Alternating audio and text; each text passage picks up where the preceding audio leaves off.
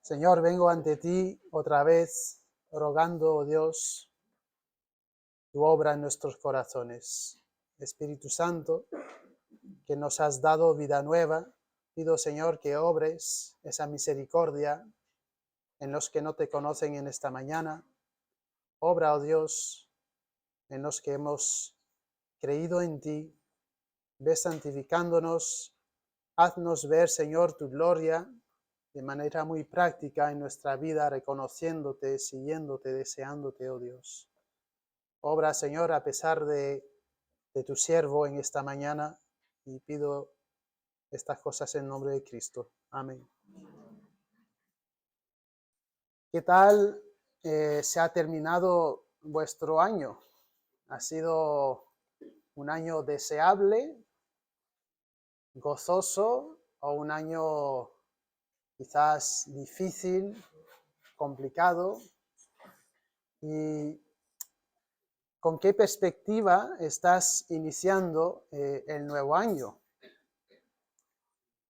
Voy a usar una ilustración que usé hace un tiempo, hablando de dos personas que atravesaron una aflicción que era muy semejante. Les voy a dar los nombres de Paula y Pepe, que no es los nombres de ellos, y que Paula, aunque los nombres no son de verdad, las historias sí, ¿vale? Dos personas de una iglesia en los Estados Unidos que Amy y yo conocemos. La mujer le falleció su esposo cuando tenía 40 y pico de años. Tenía ella en este momento una hija en casa y fue una situación, claro, bastante difícil. Y luego otro, Pepe, que le falleció su abuelo.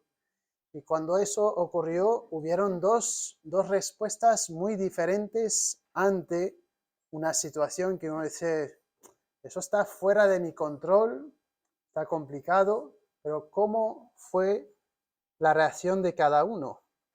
Pues la reacción de esa mujer fue una de ver la obra de Dios en su vida, una de gracia, de testimonio, y Dios la ha usado en la vida de muchas personas con ese testimonio, esa obra de Dios en ella, pudo compartir la gracia de Dios en su vida, pues en fe, ¿no? En el Señor. Y luego, bueno, gracias a Dios terminó mejor para este joven, pero cuando ocurrió ese fallecimiento de su abuelo, se amargó contra Dios, diciendo, pero Dios, ¿por qué me quitas mi abuelo, que había vivido larga vida? ¿Y qué está ocurriendo aquí entonces? Sintiéndose contra Dios. Y en esta mañana estamos viendo un pasaje que nos habla de nuestro Señor Jesús y de su poder, y nos habla de una respuesta que tenemos que tener ante ese poder que vemos en Cristo Jesús. Y a medida que vamos, creo que la ilustración conectará mejor con cada uno cuando vamos a medida desarrollando este pasaje. En la vida de Jesús, estamos viendo un pasaje en la vida de Jesús. Jesús hizo muchos milagros, demostró su poder de manera increíble para los que lo vieron. Hoy en día no tenemos milagros así. Hubieron momentos en la historia en los cuales Dios decidió demostrar su poder de manera muy particular. Vimos el poder de Dios muy particular en el tiempo de Moisés, en el tiempo de Elías, por ejemplo, y sobre todo cuando Dios encarnado, Dios mismo, vino a esta tierra. Y estamos viendo este poder de Cristo en el pasaje que vamos a ver. Hay unos 4 milagros que vamos a estar viendo, y estos milagros mostrando el poder de Cristo, pero también el pasaje nos lleva hacia una respuesta que tenemos que tener en cuanto al poder de Jesucristo. Estamos en Lucas 8. Lucas 8 es un pasaje un poco largo, entonces lo vamos a leer parte por parte. Hay unas 3 historias o 4 conectadas y vamos a ir leyéndolas a medida que avanzamos en el pasaje, ¿vale? En Lucas 8, 22 al 25 va a ser la primera porción. Lo voy a leer yo, quizás en el otro os pediré acompañarme. Lucas 8:22 dice: aconteció un día que entró en una barca con sus discípulos y les dijo: pasemos al otro lado del lago. Y partieron, pero mientras navegaban, él se durmió. Y se desencadenó una tempestad de viento en el lago, y se anegaban y peligraban. Y vinieron a él y le despertaron diciendo: Maestro, Maestro, que perecemos. Despertándole, él reprendió al viento y a las olas, y cesaron, y se hizo bonanza. Y les dijo: ¿dónde está vuestra fe?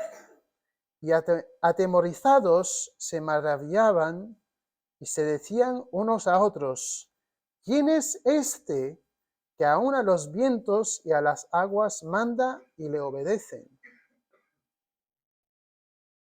El pasaje entonces nos habla de el milagro que Cristo hace callando el mar o el lago de Galilea, y lo vemos llamado de esas 2 diferentes maneras en la palabra de Dios.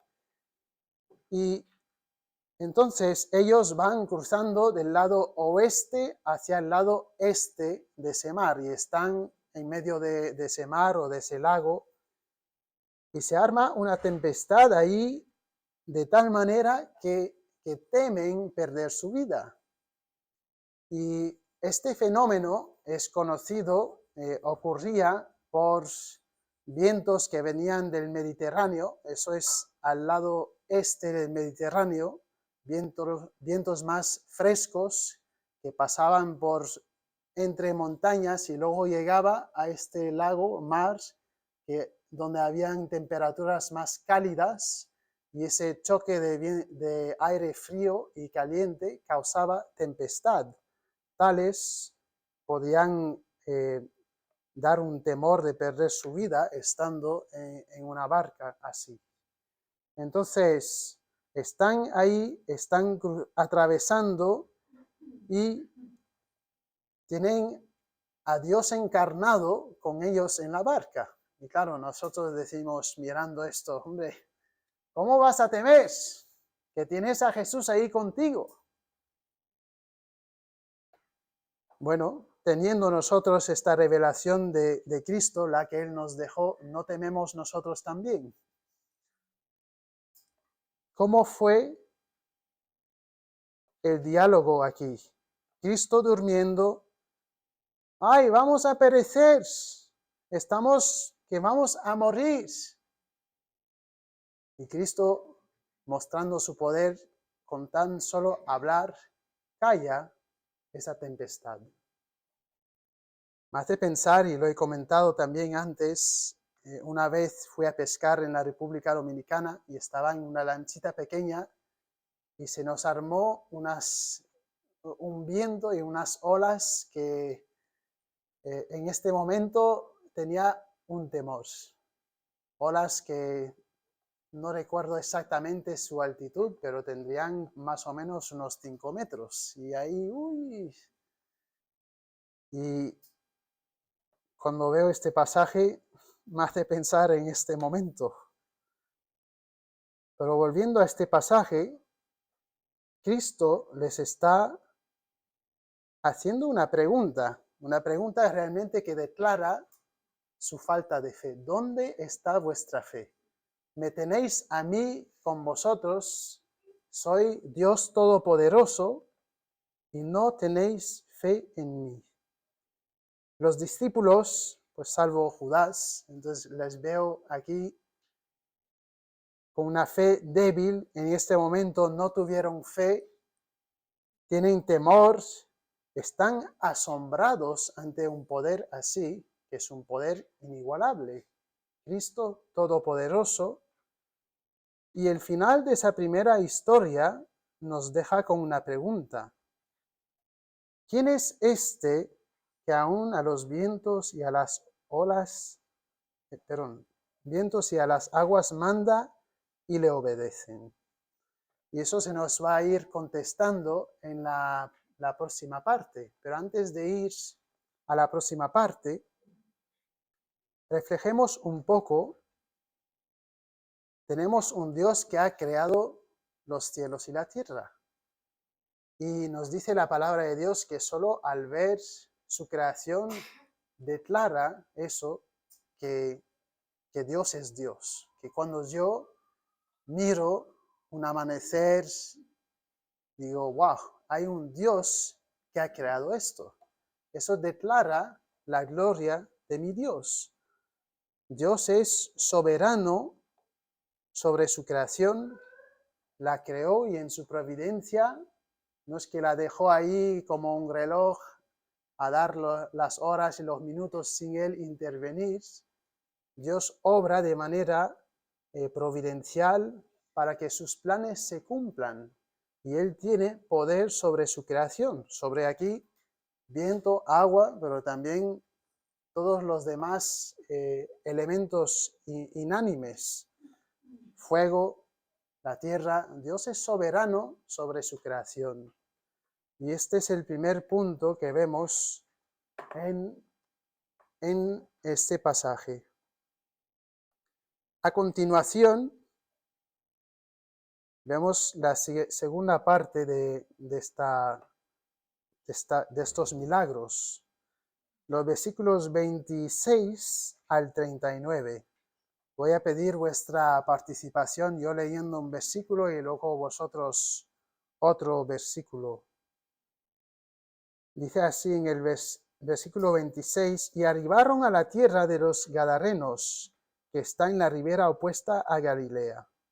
Al llegar él a tierra, vino a su encuentro un hombre de la ciudad, endemoniado desde hacía mucho tiempo, y no vestía ropa, ni moraba en casa, sino en los sepulcros.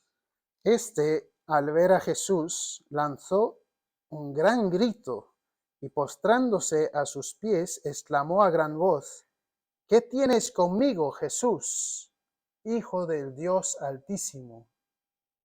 Te ruego que no me atormentes.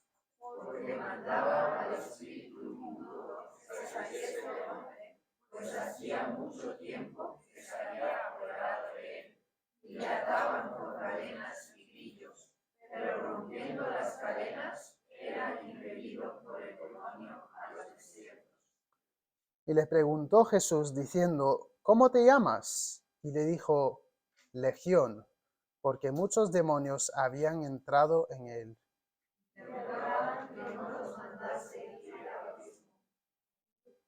Había ahí un hato de muchos cerdos que pacían en el monte y le rogaron que los dejase entrar en ellos, y les dio permiso. Y los demonios salidos del hombre entraron en los cerdos, y el hato se precipitó por un despeñadero al lago y se ahogó. Y los que apacentaban los cerdos, cuando vieron lo que había acontecido, huyeron y yendo dieron aviso en la ciudad por los campos. Salieron a ver lo que había sucedido. Vinieron a Jesús, y hallaron al hombre de quien habían salido los demonios, sentado a los pies de Jesús, vestido y en su cabal juicio, y tuvieron miedo. Y los que lo habían visto les contaron cómo había sido salvado el endemoniado. Entonces toda la multitud de la región alrededor de los Gadarenos le rogó que se marchase de ellos, pues tenían gran temor. Jesús, entrando en la barca, se volvió. Y el hombre de quien habían salido los demonios le rogaba que le dejase estar con él, pero Jesús le despidió diciendo: Vuélvete a tu casa y cuenta cuán grandes cosas ha hecho Dios contigo. Y él se fue, publicando por toda la ciudad cuán grandes cosas había hecho Jesús con él. Amén. El segundo punto que vemos en estas historias es que Jesús es todopoderoso sobre las fuerzas del mal. Están cruzando en la historia que acabamos de ver y que continúa, es más bien otra escena de esa historia, y Jesús demuestra su poder sobre las fuerzas del mal. Encontramos a un hombre que claramente es poseído por un demonio. Algunos dirían, bueno, no está bien de la mente, pero tiene una clara posesión de demonio. Dice en el versículo 29 que tenía cadenas y grillos y las rompía. Un poder sobrenatural. Se presenta Jesús ante él en el versículo 28. Él sabe quién es. Dice: ¿qué tienes conmigo, Hijo del Dios Altísimo? Tiene ese conocimiento que no habría tenido. Hay una posesión de varios demonios. Y Jesús entonces cruza con un propósito. No fue así al azar, vamos a cruzar y a ver lo que resulta. Él fue para rescatar a este hombre poseído. Vemos más características de este hombre. No vestía ropa, no moraba en casa, sino en los sepulcros. La gente de la ciudad lo había mandado ahí para que no molestaría más. Y dice luego en el 29 que estaba en los desiertos, o eso también puede ser traducido lugares aislados, pues eso, los sepulcros. Ahí moraba. Y luego hay un diálogo entre Jesús y los demonios, o un demonio en particular. ¿Cómo te llamas? Legión. Habría esa voz de un demonio que poseía a este hombre. Y cuando hablamos de legión, una legión literal sería 6.000. No sabemos que sea 6.000 o no, si es literal o no, pero eran muchos. Y el hombre estaba esclavo de estos demonios. Y lo que viene a continuación nos parece casi como una negociación, si uno lo lee rápido así, pero Jesús no está negociando, Jesús tiene su plan y está efectuando su plan. Los demonios temen ser mandados ya a un abismo, un lugar de castigo antes de el juicio final.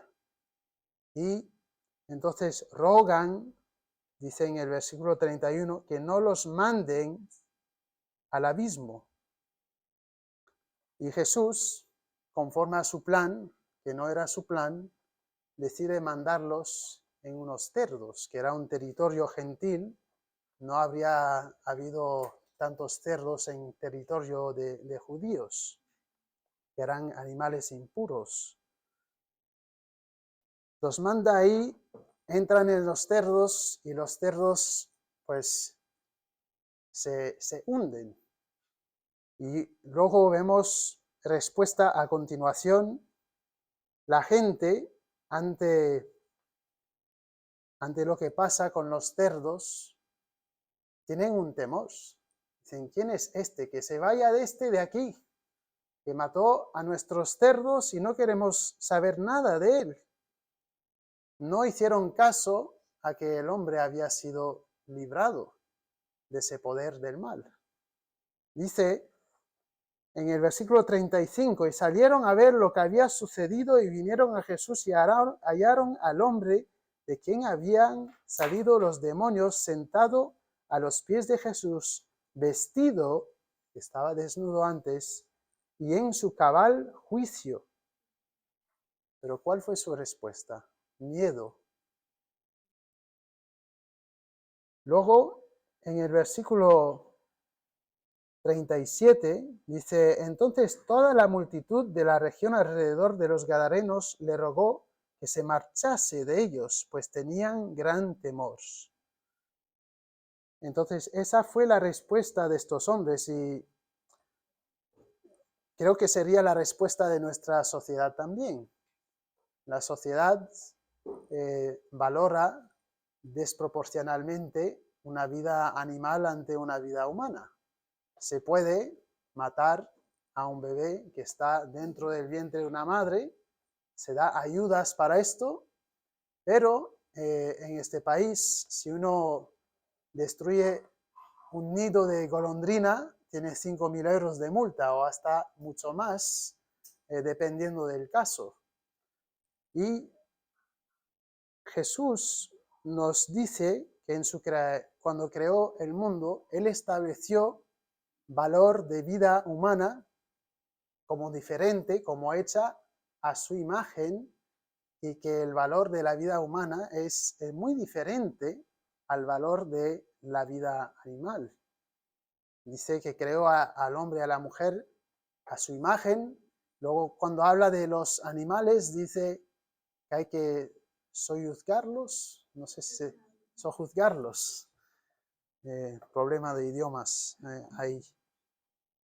Entonces, hay que valorar la alma humana, hay que priorizar en nuestra vida los humanos ante los animales, reflejar lo que Dios nos muestra aquí. Él fue con una misión para salvar a este endemoniado y hay entonces en el plan de Dios el humano a la imagen de Dios y los animales. No hay que dejarse confundir e influenciar por la sociedad que dice, bueno, no hay Dios y somos todos animales, ¿no? Entonces, es una vida, no es lo que Dios nos dice, y Él es Dios, Él es creador, y tiene entonces autoridad y justicia en cuanto a eso también. Eso es una paréntesis a la historia, pero válida y importante. Y a continuación vemos entonces, bueno, hay gran temor, la respuesta de ellos, vete Jesús, que nos estás costando dinero. ¿Y cuánta gente ante pensar en Dios y dicen, bueno, quizás me va a costar esto? Yo era así antes de convertirme. Pensaba, si yo vivo para Dios, quizás no pueda hacer todo lo que yo quiera para ganar mucho dinero. Ellos estaban calculando este aspecto económico o más y no querían a Jesús, no querían esa liberación del mal, de los demonios, del pecado. Me hace pensar también en una historia un poco curiosa. Cuando Amy y yo visitamos a la República Dominicana por primera vez, que eso fue en el 2013, en el verano como a finales de julio, hubo algo un poco curioso que sucedió en esta visita. Resultaba que allá el general de la policía de todo el país estaba congregando a pastores y les estaba diciendo que les iba a ayudar con facilitar a estudios bíblicos. ¿Por qué? Porque eso era lo único que había desmantelado a organizaciones criminales. La vida nueva, adentro del corazón, había cesado crimen y podían quitar armas, hacer esto, lo otro, y no resultaba en nada.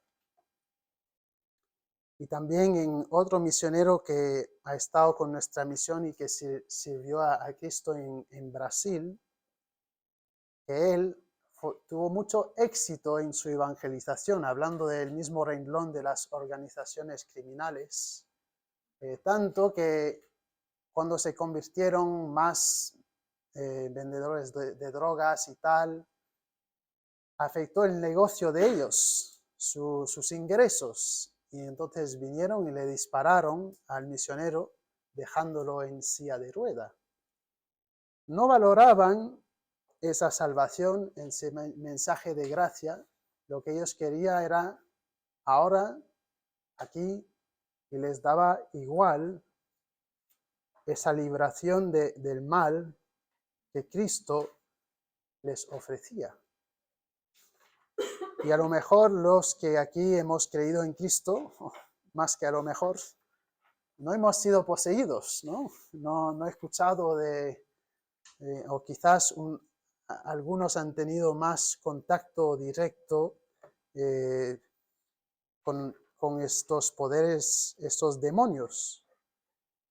Pero siendo la historia particular que pueda haber sido, cuando vinimos a Cristo, las cadenas del pecado fueron rotas.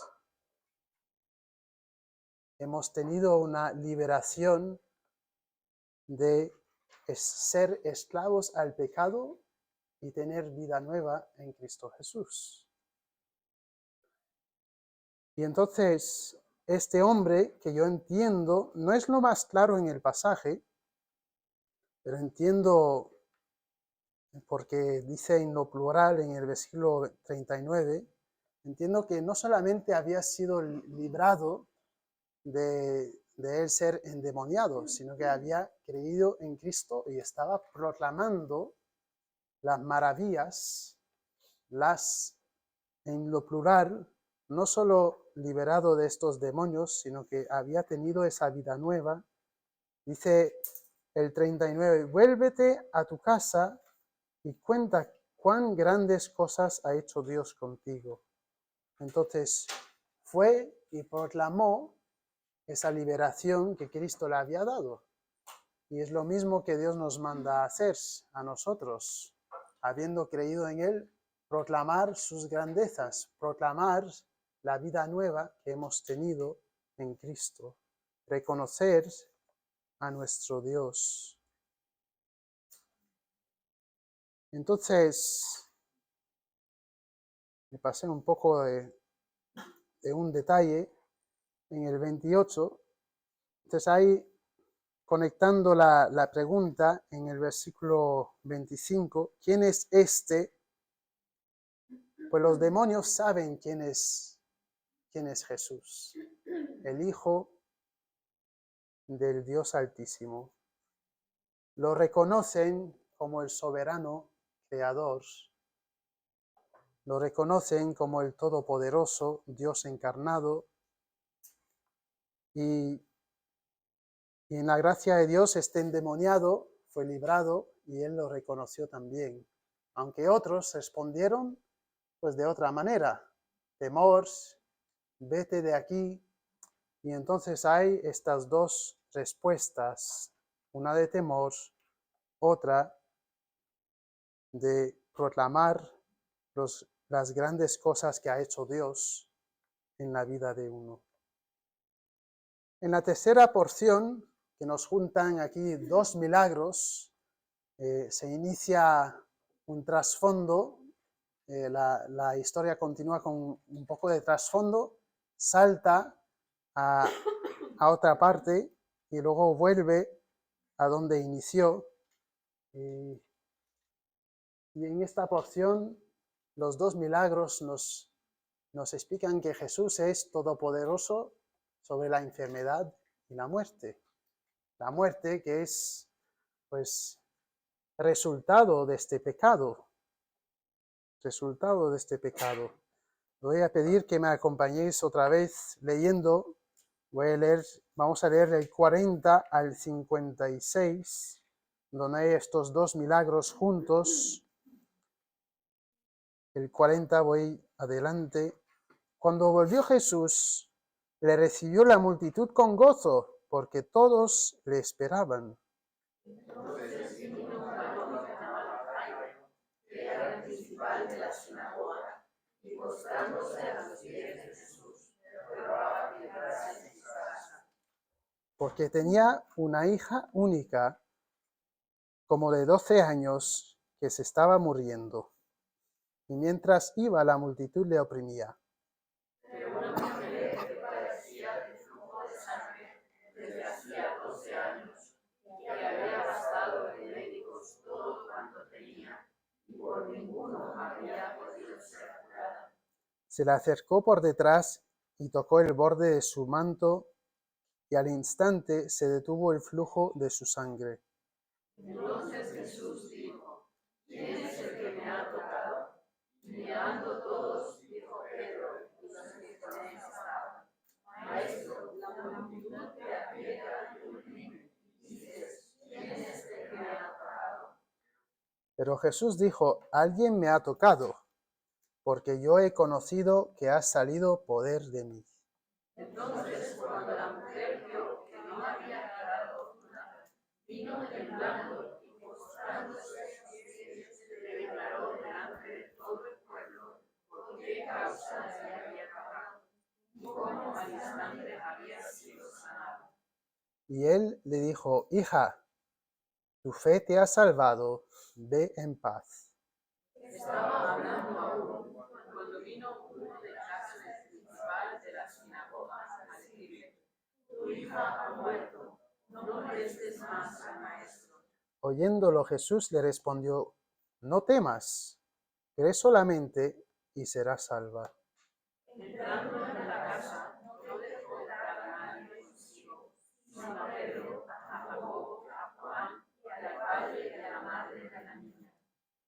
Y lloraban todos y hacían lamentación por ella, pero él dijo: No lloréis, no está muerta, sino que duerme.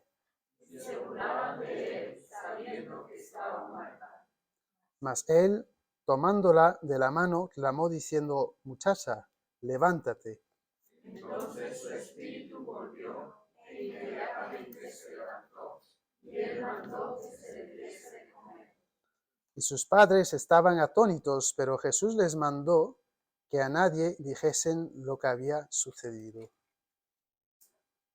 Dos milagros, como hemos comentado, la hija de Jairo y la mujer con el flujo de sangre.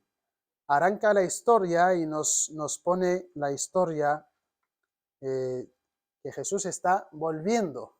Cruzó del lado este en territorio que es un territorio gentil donde los cerdos. Ahora está hablando con un judío. Está con este que era principal de la sinagoga. Y eso tiene que ver con eh, la diferente respuesta que le dice que tendría que tener él que fue librado del demonio.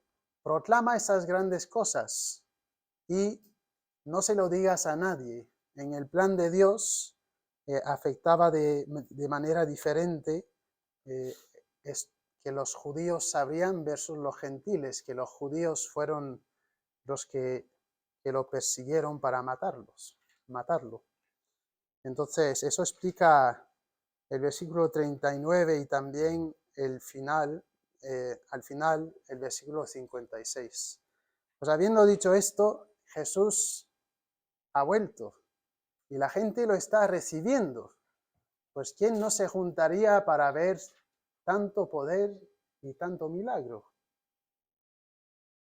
Dice en el 40, le recibió la multitud con gozo porque todos le esperaban. Y hay Jairo, que tenía ese papel en la sinagoga, que él coordinaba asuntos en la sinagoga, eso es lo que hacía el principal de la sinagoga, y tiene una hija que se está muriendo, de unos 12 años, y pausa ahí.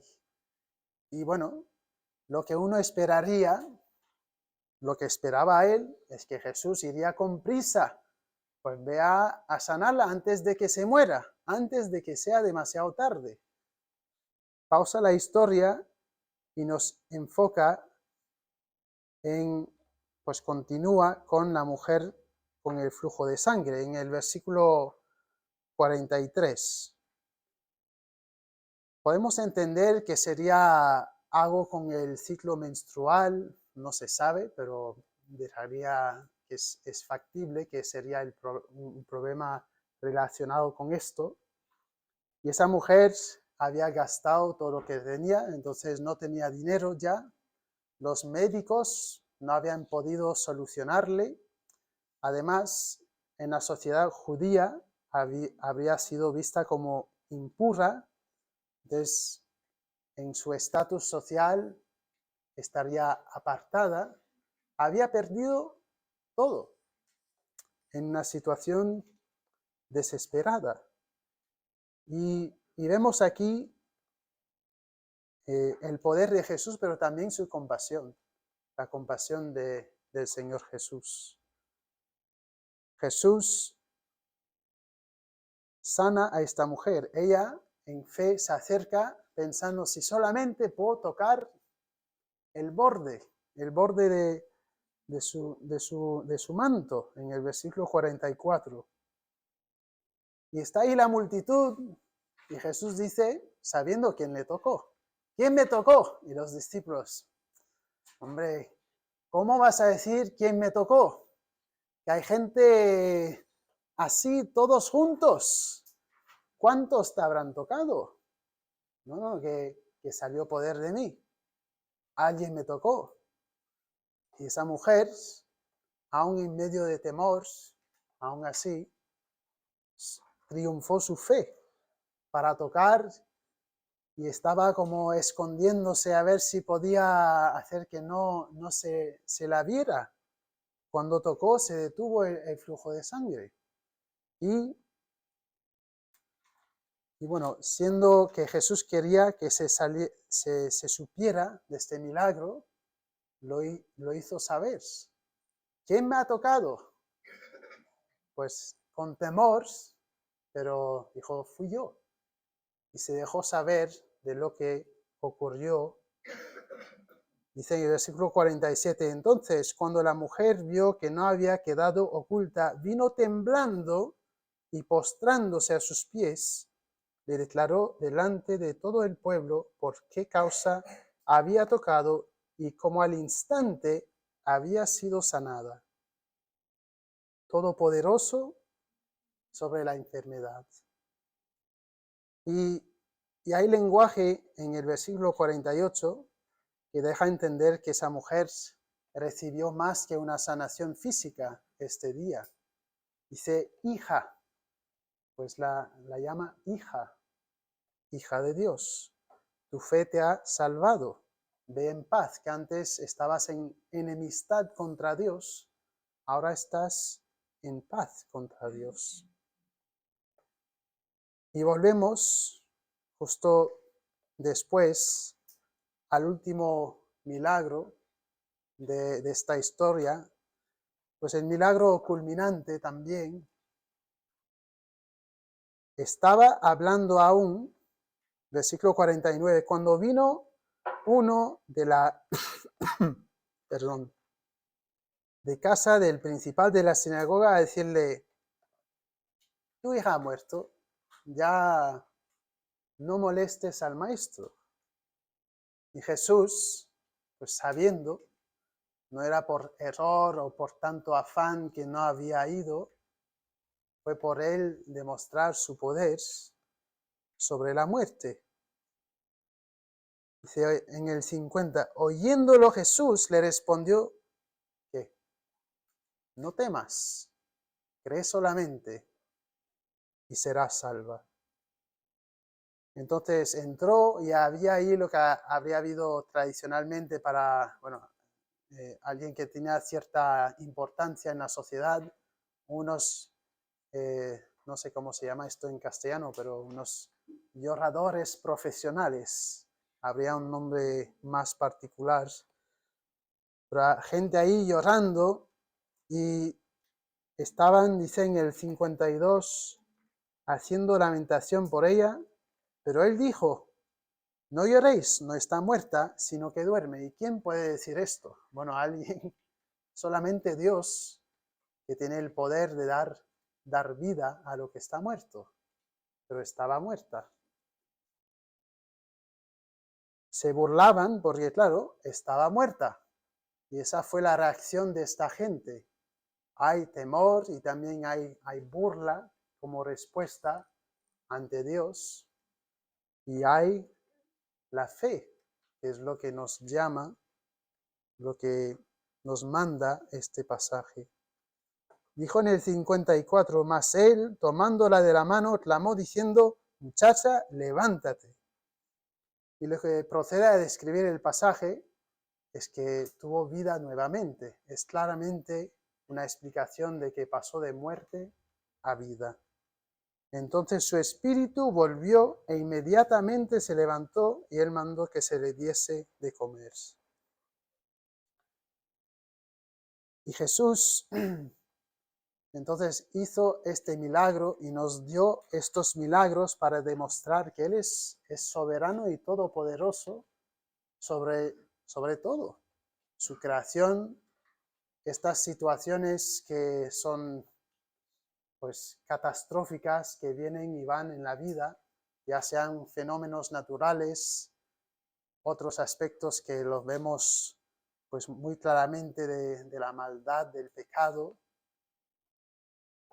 la enfermedad, la muerte, y Jesús iba en estos milagros, iba haciendo estos milagros, sí, en compasión y con poder, pero para que la gente tuviese una sanación más grande que la física, la de su alma, para que creerían en Él y tendrían una vida nueva. Y esta es la historia aquí, que la vemos en su punto culminante en el versículo 50. No temas, cree solamente y serás salva. Y esto es lo que nos dice nuestro Señor cuando encontramos situaciones en la vida en las cuales decimos, ¿qué voy a hacer con esto?